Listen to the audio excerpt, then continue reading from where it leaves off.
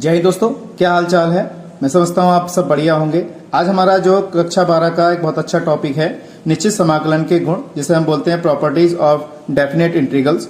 तो इसके जो प्रॉपर्टीज पे आधारित जो हमारे इंटरमीडिएट कक्षा में जो पेपर आता है उस पर आधारित जो प्रश्न आते हैं हमारे 8-8 नंबर के, वो इन प्रॉपर्टी पर आधारित होते हैं। और प्रॉपर्टीज आपको अच्छी तरीके से आनी चाहिए। जब तक प्रॉपर्टीज आपको याद नहीं करेंगे तब तक वो सवाल आप सॉल्व नहीं कर सकते। बिना प्रॉपर्टीज के वो सवाल आप सॉल्व नहीं कर सकते। ठीक है दोस्तों, अगर चैनल पहली बार आए चैनल को सब्सक्राइब कीजिएगा, वीडियो शेयर कीजिएगा और कमेंट करके जरूर बताइएगा। ठीक है दोस्तों, तो चलिए हम प्रॉपर्टीज शुरू करते हैं। प्रॉपर्टीज हमारी पहली कौन सी दे रखी है। सबसे पहले प्रॉपर्टी हमारी है ए से लेकर बी एफ एक्स दे रखा है, डी एक्स दे रखा है। तो हमारे पास जो लिमिट है वो ए से बी रहेगी और अगर हमारे पास जो फंक्शन है उसको टी के रूप में कन्वर्ट करेंगे और एफ टी डी टी लगा देंगे। ठीक है, तो हम टी मानकर इसको हम सॉल्व कर सकते हैं, यानी कि पहली प्रॉपर्टीज हमारा ये वाला इशारा करती है। दूसरी प्रॉपर्टीज है हमारे पास ए से लेकर बी है, एफ एक्स दे रखा है, डी एक्स दे रखा है। अगर हमारे पास लिमिट हमारी ए से लेकर बी है, हम इसको लिमिट को अगर चेंज करना चाहें तो बी से ए करेंगे तो ये प्रॉपर्टीज अपने साथ माइनस का चिन्ह छोड़ के जाएगी।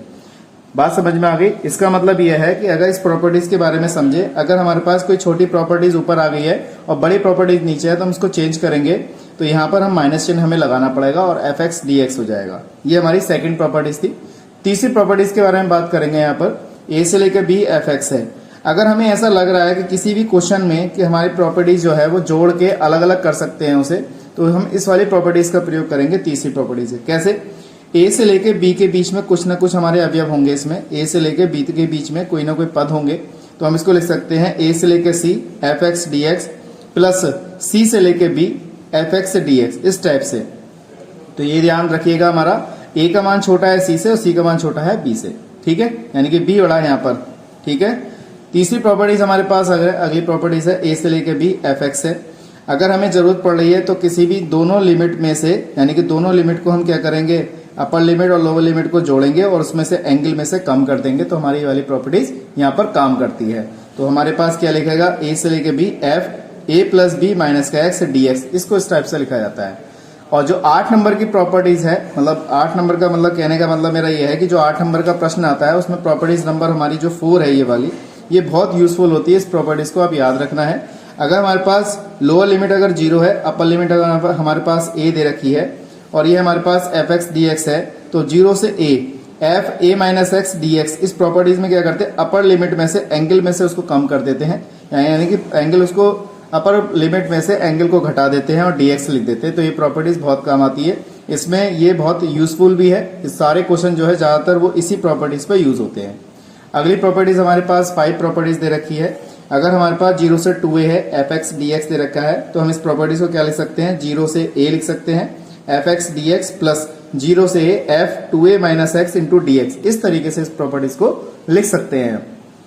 अगली प्रॉपर्टीज हमारे पास दे रखी है, प्रॉपर्टी 6 दे रखी है, 0 से 2a f x d x है, तो इसको हम दुगना करेंगे, 0 से a लिख सकते हैं। अगर हमें इस प्रॉपर्टी की जरूरत पड़ी तो इसको दुगना करेंगे, यहाँ पे लिमिट आधी हो जाएगी एफ एक्स डी एक्स। अब ये कंडीशन कब होगी, जब हमारे पास 2a माइनस एक्स करेंगे और ये वाली जो हमारे पास जो रिजल्ट निकल के आएगा वो एफ एक्स के बराबर आएगा।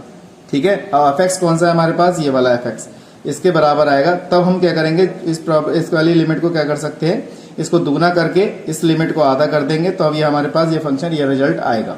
ठीक है, इसी क्रम में अगली प्रॉपर्टीज हमारी 7 है, 0 से 2a f x d x दे रखा है। ये 0 हो जाएगा, कब हो जाएगा, जब ये विषम संख्या होगी। कब हो जाएगा, ये विषम संख्या, जब सम संख्या होगी तो हम इसका प्रयोग करेंगे, विषम संख्या होगी तो माइनस का एफ एक्स छोड़ के जाएगा, तो हम इसको डायरेक्ट क्या लिख सकते हैं, 0 लिख सकते हैं। इसी क्रम में अगली हमारी प्रॉपर्टीज दे रखी है, प्रॉपर्टीज 8, माइनस ए से लेकर a f x d x दे रखा है, तो इसको हम वही दुगना करेंगे। लिमिट को यहाँ पे देखिए, अगर हमारे पास माइनस लोअर लिमिट माइनस का और अपर लिमिट प्लस का दे रखा है, तो हम इसको दुगना करके लोअर लिमिट को 0 कर सकते हैं, अपर लिमिट को a लिख सकते हैं एफ एक्स डी एक्स। और यदि f माइनस एक्स दे रखा है तो प्लस का एफ एक्स लिखा जाएगा। तो ये प्रॉपर्टीज भी इंपॉर्टेंट है, ये भी पेपर में यूज करी जाती है। ऐसे प्रॉपर्टीज 9 हमारे पास दे रखी है, माइनस ए से लेकर a तक दे रखा है, तो प्रॉपर्टी 0 हो जाएगी जब हमारे पास विषम संख्या होगी। अगर इसमें हम कोई संख्या दे रखी है उसमें हम माइनस एक्स लगाएं, अगर वो माइनस रिजल्ट देती है, यानी कि घात अगर ज्यादा होगी, यहाँ पे विषम संख्या है तो विषम देके जाएगी, सम संख्या है तो सम संख्या देके जाएगी, तो माइनस का एक्स बराबर हो जाएगा माइनस का एफ एक्स। तो ये हमारी कुछ इंपॉर्टेंट महत्वपूर्ण प्रॉपर्टीज थी कक्षा 12 के लिए। और बहुत ही यूजफुल है। आपको ये अच्छी तरह पता होनी चाहिए, सारी जानकारी होनी चाहिए इन प्रॉपर्टीज के बारे में, क्योंकि इन प्रॉपर्टीज पर आधारित सवाल होते हैं जो कि 8-8 अंक में पूछे जाते हैं। ठीक है दोस्तों, तो आज के लिए इतना ही। नेक्स्ट वीडियो में मिलते हैं ऐसे इंटरेस्टिंग टॉपिक के साथ, क्वेश्चनों के साथ। जय हिंद, जय भारत।